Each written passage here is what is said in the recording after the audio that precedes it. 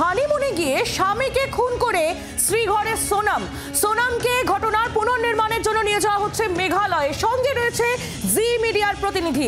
ফ্লাইটের মধ্যে সোনামের ছবি ধরা পড়েছে আমাদের ক্যামেরায়। তদন্তের প্রতি মুহূর্তের আপডেট জি 24 ঘন্টায় তুলে ধরবো এবং সেই ছবি এই মুহূর্তে দেখতে পাচ্ছেন আপনারা।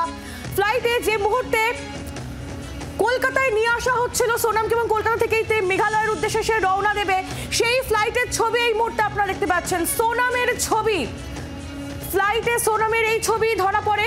জি 24 ঘন্টার প্রতিনিধি ছিল এই একই বিমানে এবং এই ছবি এই মুহূর্তে আপনাদের সামনে আমরা তুলে ধরছি একেবারে এক্সক্লুসিভলি। সোনামকে মেঘালয়ে নিয়ে যাওয়া হচ্ছে ঘটনার পুনর্নির্মাণের জন্য।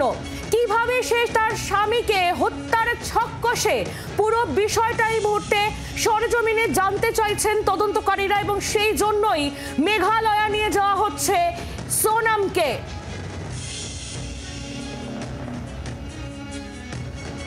হানিমুনে গিয়ে স্বামীকে খুন করে শ্রীঘরে সোনামকে ঘটনার পুনর্নির্মাণের জন্য নিয়ে যাওয়া হচ্ছে মেঘালয়া।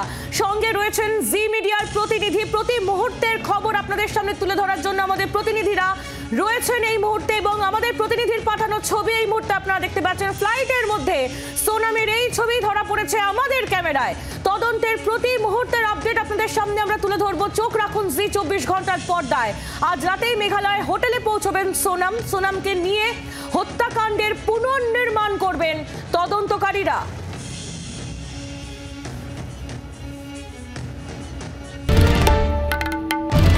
বাংলার আওয়াজ, বাঙালির আবেগ, জি 24 ঘন্টা।